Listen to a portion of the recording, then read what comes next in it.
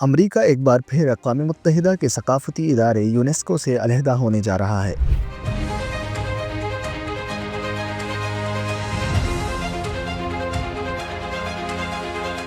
صدر Donald Trump کی انتظامیہ نے اعلان کیا ہے کہ امریکہ دسمبر 2026 تک اس عالمی ادارے سے مکمل طور پر علیحدگی اختیار کر لے گا۔ اس فیصلے کی بڑی وجہ یونیسکو میں فلسطین کی رکنیت اور ادارے میں مبینہ اسرائیل مخالف بیانیہ بتایا گیا ہے۔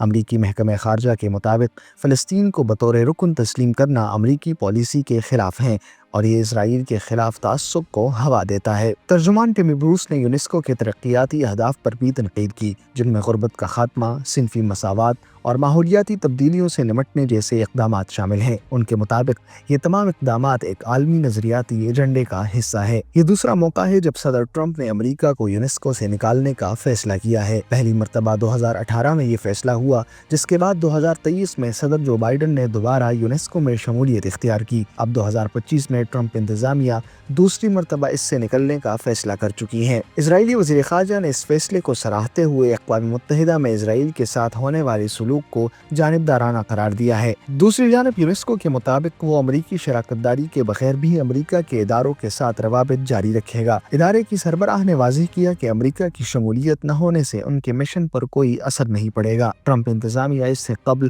عالمی ادارے صحت اور انسانی حقوق کونسل کے لیے بھی اپنا امداد روک چکی ہے۔ بین الاقوامی اداروں سے علیحدگی کے ان تمام اقدامات کو امریکہ فرسٹ پالیسی کے طور پر دیکھا جا رہا ہے۔